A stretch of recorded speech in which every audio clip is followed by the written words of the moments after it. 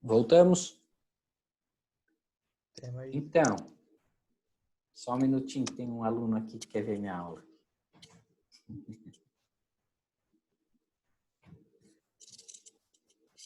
Então, pessoal, a análise horizontal é a comparação de um ano para o outro. Cá tem um aluno curioso aqui. Ai, olha ali. Olha ali. Apareceu, cara. Esse é o cara. Esse aqui é o cara. Já dá oi para todo mundo. Deixa o papai abrir aqui.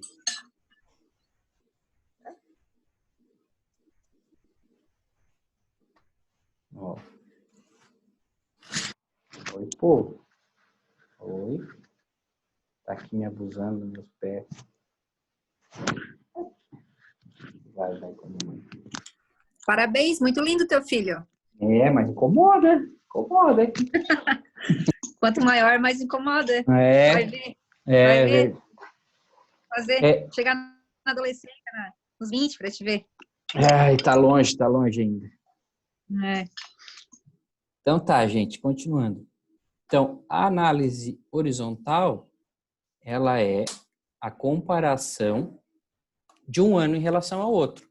Sempre o ano atual dividido pelo ano anterior, multiplica por 100 para saber quanto que ele representa em relação ao ano anterior. Ah, quanto que ele aumentou? Aquele percentual que dá é menos 100%. Essa informação, nós podemos fazer ativo em relação a passivo? Podemos, se a gente quiser, a gente faz. Não é recomendável. O que é a orientação? A orientação é ativo circulante em relação ao ativo circulante. Sempre uma conta em relação a ela mesma no ano anterior. Então, a análise horizontal é a reta daquela conta em relação aos exercícios que eu quero analisar. Então, nós estamos em 2019, eu quero analisar o ativo circulante. Eu vou pegar ele de 2019 em relação a 18, 17, 16, 15, posso fazer para 20 anos se eu quiser, mas o ativo circulante. Se eu quiser fazer em relação ao passivo, posso fazer, posso dividir esse ativo em relação ao passivo. A matemática vai nos permitir, vai nos dar um resultado, mas não é correto. A orientação, a regra geral da análise horizontal é aquela conta ou aquele grupo de contas, tipo circulante, ou caixa, ou estoque, em relação a ele mesmo nos anos anteriores. Então, se eu vou fazer do estoque, é o estoque. Se eu vou fazer do caixa, é o caixa. Se eu vou fazer imobilizado, imobilizado. Não posso ficar misturando estoque com imobilizado, imobilizado com caixa. Tudo a matemática vai nos dar um resultado, mas não é correto, tá? Vamos para a prática.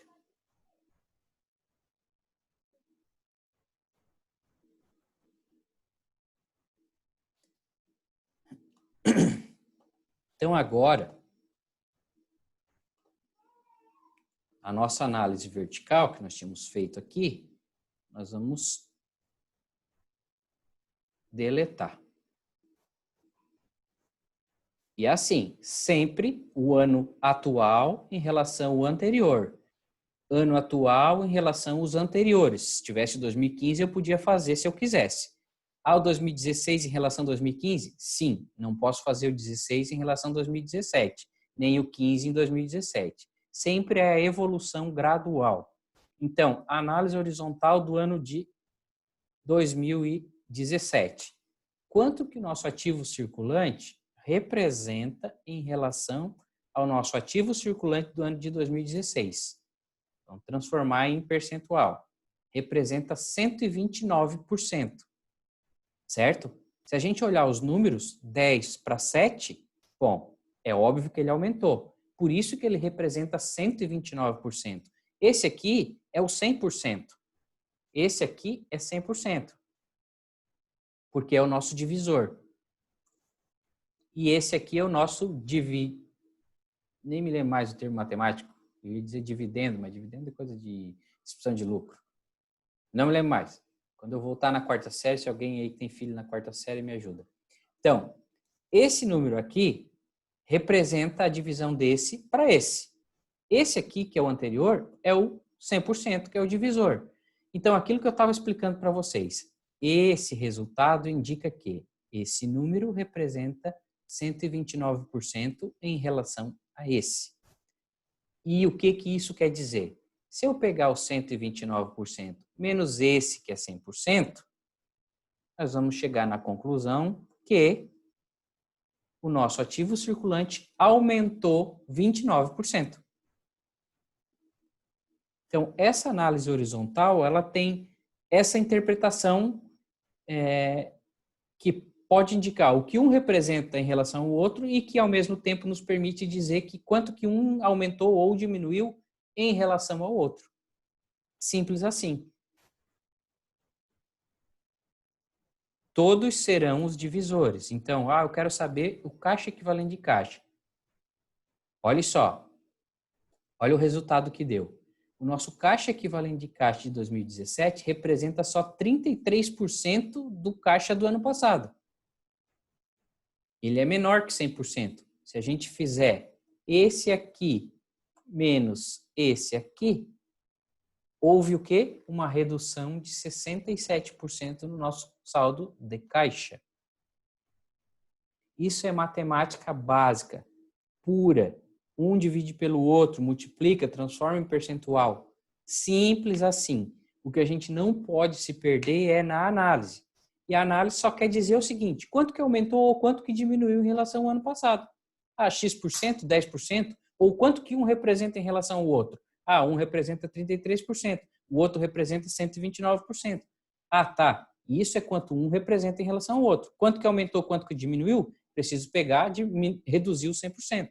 Então, clientes representa 110% em relação a esse aqui. Se a gente olhar os números, é óbvio que aumentou. Tá aqui. Quanto que aumentou? Diminuímos 100%, aumentou 10%. E assim a gente vai fazendo. Para todas as contas. Títulos a receber representa 177% em relação ao ano passado. Quanto que aumentou? 77%. Agora, impostos a recuperar. Os impostos a recuperar representam 70% daqui. Olhem os números. Para ele representar 70%, significa que esse ano tem que ser menor que esse. Está ali, é óbvio. Então, o que aconteceu? Reduziu 30%. E assim a gente faz para os passivos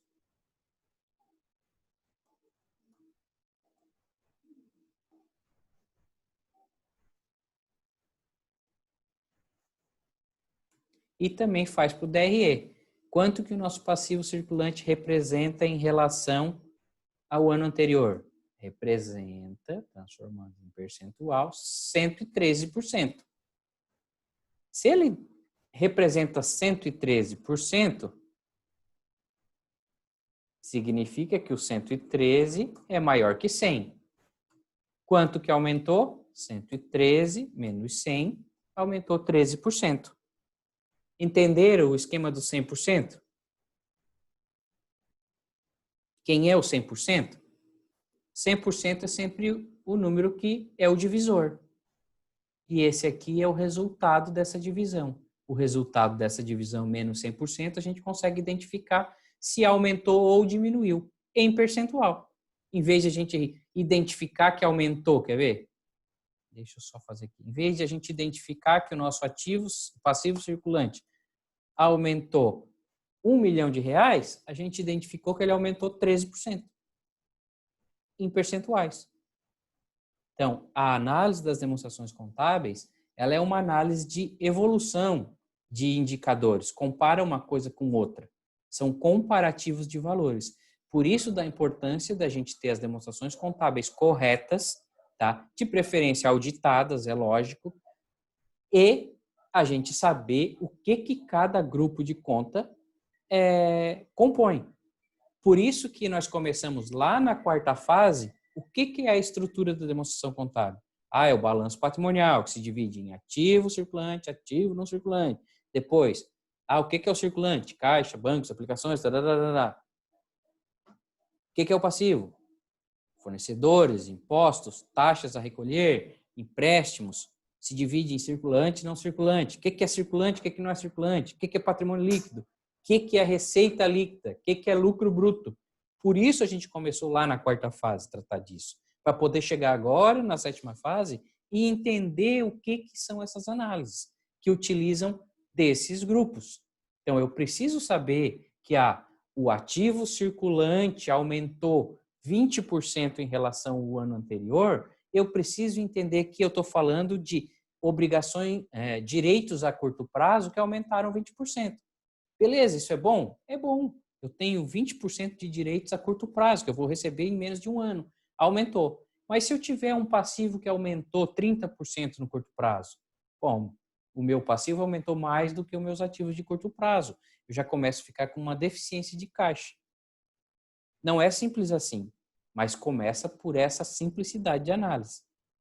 Dali vai startar outras análises. Entendido?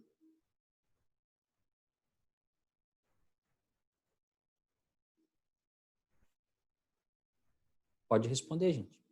Ou já saíram para jantar e me deixar sozinho? Não, tô aqui. Só tu? Não tem mais ninguém? Mas eu já jantei mesmo, escutando a aula. Não, deu para entender sim. Entendeu? Quem falou? A Cíntia? Também tô aqui, Não, Assis. Sibeli. A Cibele. Então tá. É simples, pessoal. É fácil.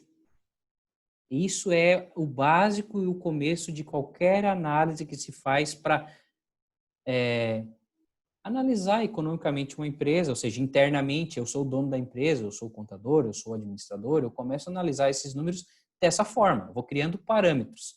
Depois é o seguinte, agora eu vou mostrar a minha cara para pedir dinheiro emprestado, por exemplo, vou lá no banco mostrar meu balanço, o cara vai começar a analisar, ele vai olhar se o meu ativo é maior que o meu passivo, se o meu ativo circulante é maior ou menor que o meu passivo, e isso representa alguma coisa, e os indicadores vão mostrar, nós vamos ver agora, nos outros indicadores.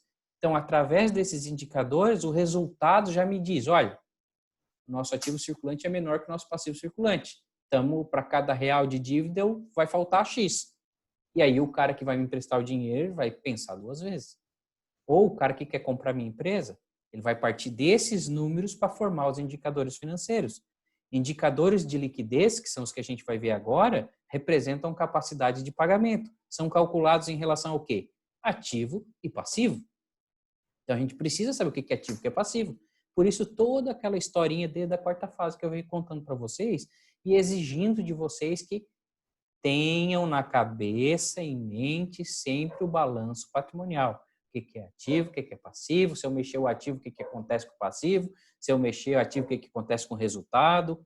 Vocês têm que ter a cabeça de analista, não só o contador que debita e acredita sem saber o reflexo.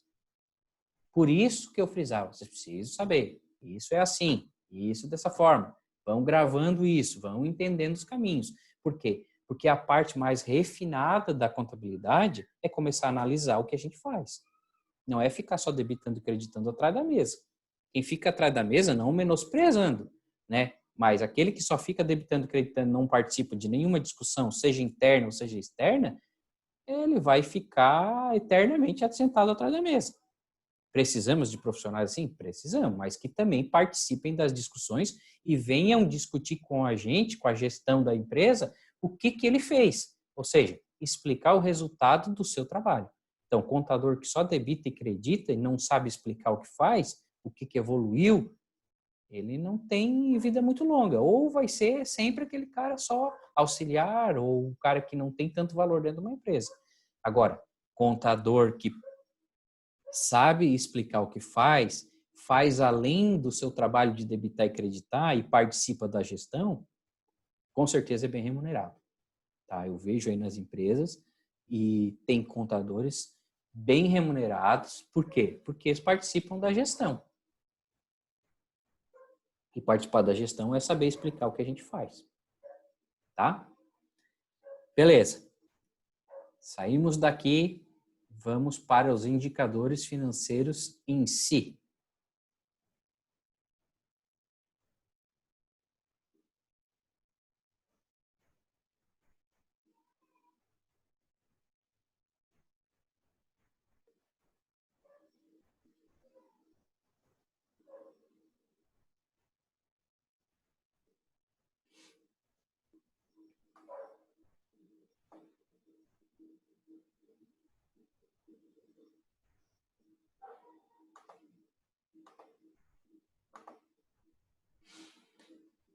Então, a análise através de indicadores. Os índices ou indicadores são grandezas comparáveis obtidas a partir de valores absolutos destinados a medir a posição financeira e os níveis de desempenho da organização em diversos aspectos. A análise das demonstrações contábeis dedica-se à elaboração de demonstrações de origens de recursos e ao cálculo de índices financeiros, de modo a avaliar o desempenho passado, presente e futuro de uma organização. O objetivo geral dos indicadores é auxiliar o analista numa visão mais detalhada de uma série de aspectos da saúde financeira e operacional de uma empresa. Com dados confiáveis, é possível constatar como está a administração financeira da organização. Então, gente, através das informações contábeis, as demonstrações e os indicadores financeiros, que são básicos e alguns até mais requintados, a gente consegue avaliar a situação financeira de uma empresa. Claro que a gente não pode simplesmente pegar esses indicadores e, com base neles, já definir, ó, tá bem ou tá ruim. Não é assim. Mas eles são indicadores de alguma coisa. Então, se os índices de liquidez estiverem ruins, significa que liquidez é a capacidade de pagamento. Se tão ruim, a capacidade de pagamento está um pouco comprometida. Então, são indicadores que pode estar acontecendo alguma coisa. Eles servem para que a gente faça esse acompanhamento e não deixe a coisa desandar. Então, a empresa que nunca avalia nada, nunca analisa nada, pode ser que sempre vá bem financeiramente, mas a tendência é que ela passe por dificuldades. Hoje existe uma tendência muito grande entre as empresas de que contabilidade da empresa dia 10 está encerrada, para dia 10, 12 se fazer uma reunião e discutir os resultados. Nesses resultados se avalia esses indicadores financeiros e se compara mês a mês o que está acontecendo. Se existir uma variação muito grande, você tem que botar o pé no freio e saber o que está acontecendo. Não deixar, só lá no final do ano nós vamos olhar isso. Pode ser tarde, pode ser ruim demais. Eu não posso deixar para preparar a minha demonstração contábil, analisar a minha demonstração contábil, só quando eu vou mostrar para alguém, quando eu precisar alguma coisa. Às vezes, o que acontece muito na prática, as empresas vão deixando de lado a sua informação contábil e aí só vão buscar o auxílio de um profissional contábil ou uma melhora na sua demonstração contábil quando ele vai buscar um dinheiro emprestado, um BNDES, um BRDE, para fazer um investimento com juro baixo. Aí o banco, primeira coisa, eu quero ver teu balanço. Aí o cara se desespera, sai correndo atrás de um balanço, vai montar o balanço, vai buscar a informação e os números são uma merda. E aí, o que adianta mostrar o balanço para os outros assim? Não adianta, a gente tem que analisar antes. Não adianta só, agora mostra o balanço para lá, beleza, vão liberar o crédito. Não, só vão olhar e dizer, não, com esse balanço não dá. Então, é melhor eu saber. Então, por isso, a análise das demonstrações contábeis ela é importante. Primeiro para nós, depois para os terceiros. Então, com base nesses indicadores, a gente consegue avaliar passado, presente e futuro. Passado, a gente analisa o que aconteceu. Presente, o que está acontecendo. E futuro, a gente projeta para cima, né? Para baixo não vamos fazer, né? É lógico. Outra coisa que eu queria dizer para vocês nós contadores temos essa disciplina aqui no nosso curso de Ciências Contábeis que nos proporciona fazer essa gestão dos negócios simplesmente fazendo contabilidade. Nada contra a atividade de administração, nada contra direito, mas um administrador não tem condições de fazer a contabilidade de uma empresa. Mas nós, contadores, temos condições de fazer a contabilidade e temos condições de administrar uma empresa. Esses indicadores que eu vou passar para vocês, normalmente os administradores chegam lá na contabilidade todo final de mês, me passa o balanço aqui. Aí o contador passa o balanço para eles e eles montam todos esses indicadores e vão lá discutir isso com os donos da empresa. E o contador ficou onde? Atrás da mesa, sentado. Certo? Então vamos ganhar esse espaço. Esse espaço é nosso. Ninguém melhor do que nós para explicar essas situações e entender essas situações que estão diretamente relacionadas ao balanço patrimonial e à demonstração de resultado. Ok? Então, vamos acordar. Vamos lá. Análise através de indicadores. Como é que se divide os indicadores? Ele se divide em 4 grupos. Grupo de índices de liquidez. Então, Índices de liquidez são utilizados para avaliar a capacidade de pagamento da organização e uma apreciação da capacidade financeira de saldar seus compromissos. Então, falou em liquidez, é a minha capacidade de pagar as contas. Quanto maior for o resultado de qualquer um dos índices de liquidez, que são divididos depois em 4, a gente vai ver, quanto maior, melhor. Ou seja, quanto maior a minha capacidade de pagar as contas, melhor é a minha imagem. Índices de estrutura indicam a segurança oferecida pela empresa a seus credores que representam capital alheio. Está relacionado ao grau de endividamento e mobilização do capital próprio. Ou seja, compara qual é o meu patrimônio líquido em relação ao que eu devo para terceiros, para ver se eu tenho condições de dar garantia para esses terceiros. Ou seja, quanto do meu patrimônio líquido está lá na mão de fornecedores, salários, empréstimos. Faz esse tipo de comparação. Ele mostra qual é a minha garantia em relação a esses terceiros, o que eles têm de garantia em relação ao meu patrimônio líquido. Quanto maior, melhor. Mas ali nós temos quanto maior ou menor, melhor. Depende. Você já deve ter ouvido o seguinte: o bom de uma empresa é o seguinte, comprar a prazo. Isso é o bom da empresa. A gente tem que comprar a prazo e ficar devendo e trabalhar com o dinheiro de terceiros. Sim, é bom, desde que esse prazo seja um prazo longo. Não adianta eu ir lá e comprar a prazo para pagar no curto prazo, ou seja, no circulante, e depois o meu ativo circulante ser corroído pelo meu passivo circulante. Ou seja, eu vou fazer uma indústria, vou construir o meu imobilizado da empresa para pagar em 12, 15 meses. Eu vou acabar com o meu capital de giro. Então, esse endividamento não é bom. Ele só é bom se ele for de longo prazo, seja 36, 48, 90 meses para pagar. Aí ele é bom. Então, esse índice de estrutura só é bom quando a gente tem um endividamento de longo prazo. Ou seja, a gente trabalha com dinheiro de terceiros, mas para pagar a longo prazo e com juro baixo. Isso é bom. Agora, se for para pagar a curto prazo e com juro alto, não é ruim. Não é bom. Depois dos índices de estrutura, nós temos os índices de rentabilidade. O que é rentabilidade? Lucro, ganho. Medem a capacidade de geração de lucros, o desempenho da empresa. Então, quanto mais lucro eu tenho, melhor. Ou vocês vão reclamar que, estou tendo muito lucro, que ruim. Não. Então, os índices de rentabilidade medem lucratividade. Quanto mais lucro, melhor. Liquidez, capacidade de pagamento. Endividamento, garantia do capital de terceiros. Rentabilidade, lucratividade. E o próximo grupo de índice são os índices de atividade ou rotatividade, que estão lá no final. Agora, a gente já entrou aqui nos índices de liquidez. Como é que se divide os índices de liquidez? Liquidez corrente, imediata, seca e geral. Liquidez corrente indica quanto a empresa possui de ativo circulante em relação a cada real de passivo circulante. Observe, para cada indicador desse, nós temos uma fórmula. Essa fórmula extrai números do ativo e do passivo. Então, olhem o que diz o conceito. Indica quanto a empresa possui de ativo circulante para cada real de passivo circulante. Como que a gente calcula esse indicador? Liquidez corrente igual ativo circulante dividido por passivo circulante. Usando um exemplo, ativo circulante 50 mil, passivo circulante 40 mil. 50 dividido por 40 igual a 1,25.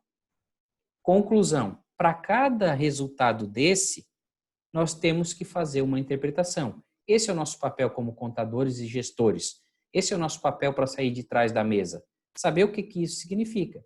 Olha, quando o índice de liquidez corrente ele dá maior que 1, significa que para cada real de passivo eu tenho 1 e alguma coisa de ativo circulante. Então, nesse resultado, considerando o índice de liquidez corrente, nós temos para cada real de obrigação circulante, porque nós estamos falando de passivo circulante, a empresa possui R$ 1,25 de ativo circulante. Ou seja, a capacidade de ela pagar os seus passivos circulantes, ela, como é que eu vou dizer para vocês? ela... perdi o fio da meada. Deixa eu mudar o começo. A empresa possui capacidade de pagar seus passivos circulantes e ainda sobra 25 centavos para cada real. Então, eu tenho R$ 1 de dívida, eu tenho R$ 1,25 de ativo. Ou seja, ela tem capacidade de pagar seus passivos circulantes, certo? Então, indicadores de liquidez, qualquer um deles maior que 1, resultado é bom. Significa que os ativos são maiores que os passivos. Agora o que a gente tem que cuidar? Liquidez corrente. Estamos falando de ativo circulante em relação ao passivo circulante. Liquidez imediata. Quase igual, porém não usa o ativo circulante total. Então, indica a relação das disponibilidades ou do caixa equivalente de caixa com relação ao passivo circulante. A fórmula que se tem, liquidez imediata igual disponibilidade ou caixa equivalente de caixa dividido pelo passivo circulante. Usando do exemplo acima, porém com os números de disponibilidade, 5.000 de disponibilidade dividido por 40.000 do passivo circulante, nós temos a resposta 0,13. O que isso significa? Que para cada R$ 1 de passivo circulante, eu só tenho 13 centavos de recurso disponível para pagar esse passivo. Isso é bom? Não. Não. No primeiro momento, não, certo? Eu não tenho dinheiro disponível para pagar os meus passivos circulantes, correto? Então, no primeiro momento, isso não é bom. Mas dificilmente nós vamos ter empresas que esse indicador seja maior que 1. Sabe por quê? Porque assim, disponibilidade, pessoal, é o dinheiro que nós temos na gaveta, no banco, para usar. Concorda comigo?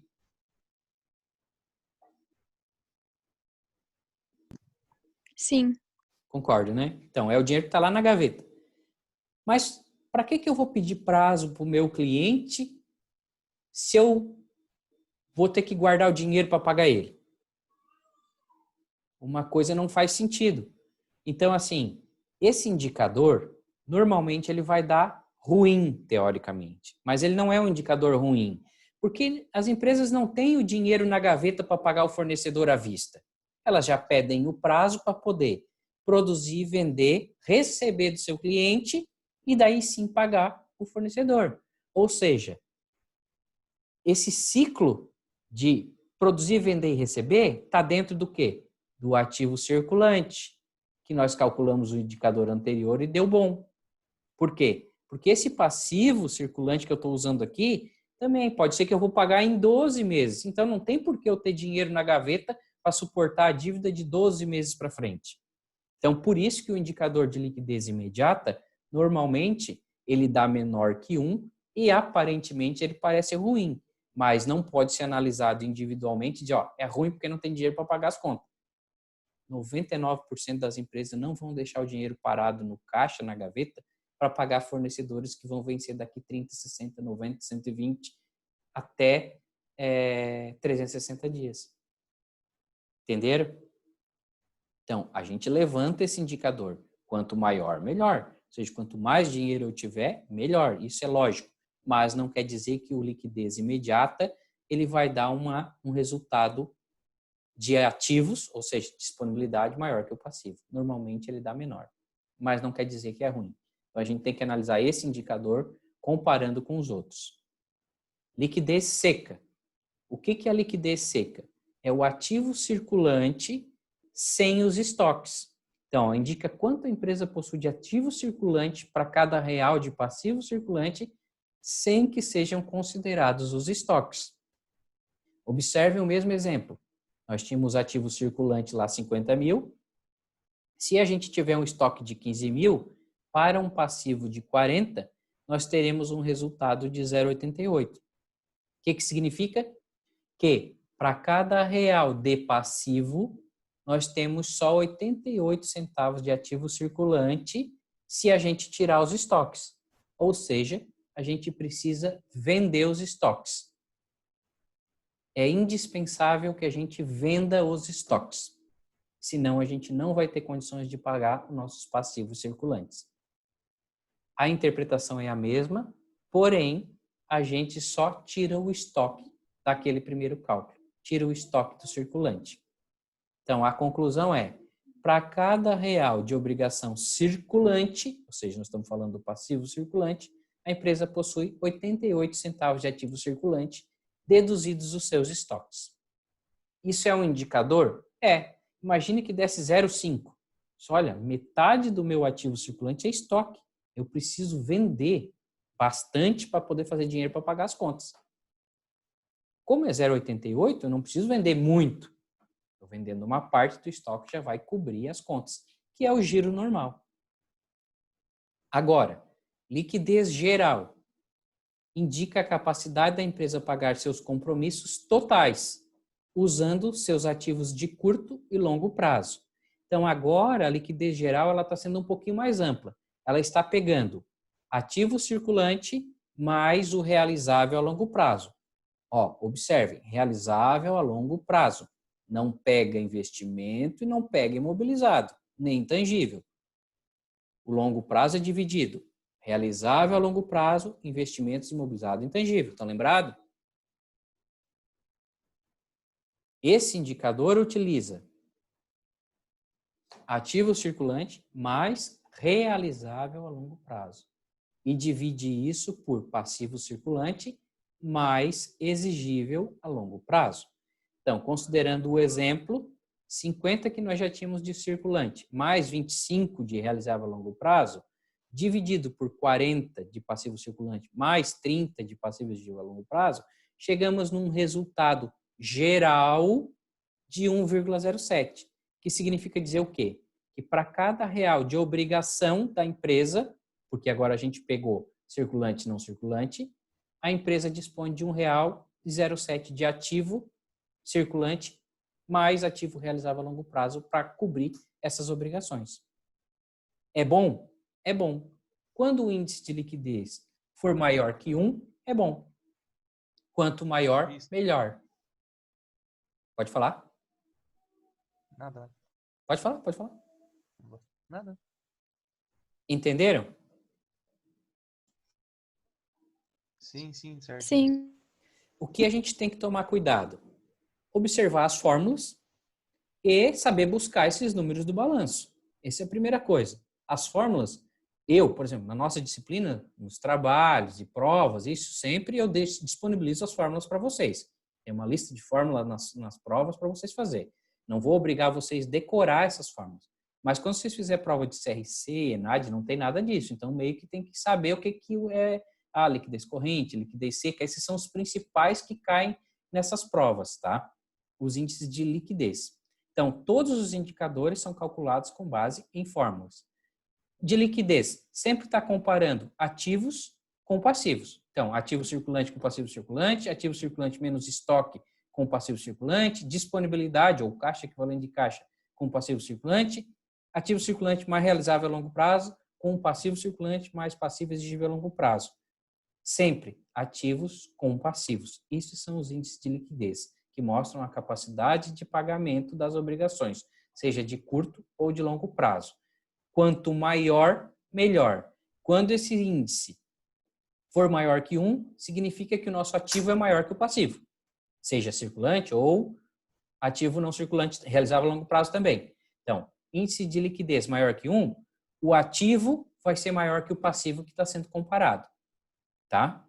Menor que 1, o passivo é maior que o ativo. Então, deu menor que 1, significa que está faltando alguma coisa para pagar as contas. Beleza?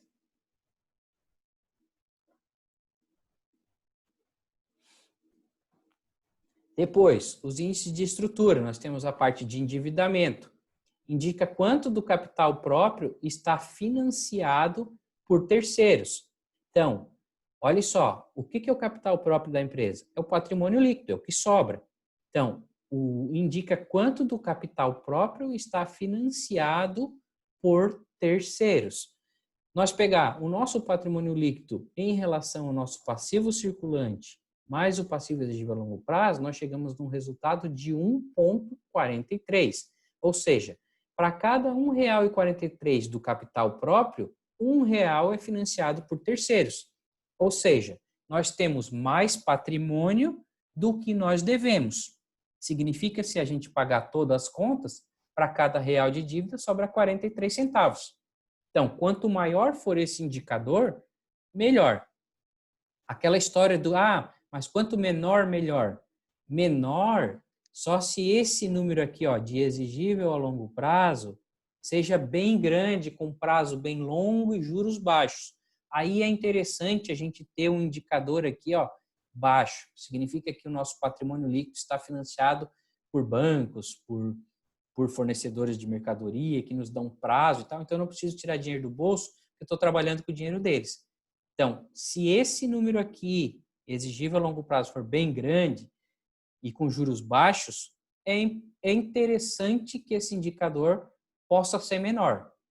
Mas, do contrário, que é a maioria das situações, quanto maior for o nosso patrimônio em relação à nossa dívida, melhor.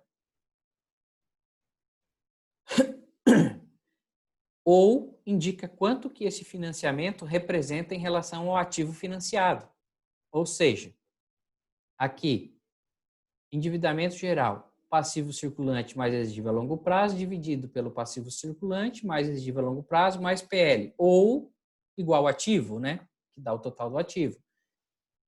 Ou seja, numa simulação dessa, nós chegamos a 0,41, que indica que para cada real do ativo, 41 centavos está financiado por terceiros. Aí sim, se inverte a análise. Quanto menor, melhor. Aí entra aquela situação que eu falei também. Para cada real de ativo, 41 centavos está financiado por terceiro. Quanto menos for financiado por terceiro, melhor? Depende do prazo e dos juros. Então, se esses meus ativos forem imobilizados, quanto mais ele for financiado por terceiros, melhor. Então, é uma análise assim que não pode ser crua, né? A gente tem que sentar um pouquinho e analisar, mas são só indicadores. Depois, composição do endividamento. Demonstra quanto que representam as exigibilidades circulantes em relação às exigibilidades totais. Ou seja, quanto que da nossa dívida, ou seja, do nosso passivo, está no circulante e quanto está no longo prazo. Seguindo o exemplo, passivo circulante 40 mil dividido por um passivo circulante mais exigível a longo prazo de 30, significa que chegamos num resultado de 0,57, quer dizer, o que isso significa? Que para cada real do total das nossas obrigações, 57 centavos são de curto prazo. O indicador é quanto menor, melhor. Entenderam por que quanto menor, melhor?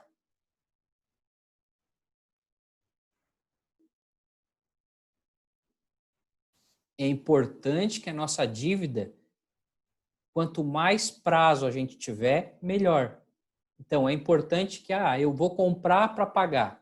Se eu conseguir jogar isso tudo para longo prazo, melhor vão ser meus outros indicadores, de liquidez, por exemplo. Então, se a minha dívida ela é muito de curto prazo, o meu ativo também tem que ser muito de curto prazo, senão vai faltar dinheiro. O que acontece com as empresas que, vamos aumentar faturamento? Normalmente falta caixa, ou seja, o fluxo de caixa estoura. Por quê? Para mim aumentar faturamento, eu continuo pagando o mesmo prazo para o fornecedor, mas eu tenho que esticar o prazo para o cliente. Então, falta caixa. Meu ativo circulante, às vezes, não comporta o meu passivo circulante. Porque eu vou vender para 12, 15 meses para o cliente para pagar em 6 meses, 1 ano para o fornecedor. Ou seja, eu tenho que tirar do bolso primeiro o dinheiro para depois receber. Então, reflete no fluxo de caixa. Por isso é importante a gente analisar esse indicador aqui do endividamento e que, quanto menor for a minha composição do endividamento, ou seja, quanto menor for o meu passivo circulante em relação ao total do meu passivo, melhor para a empresa.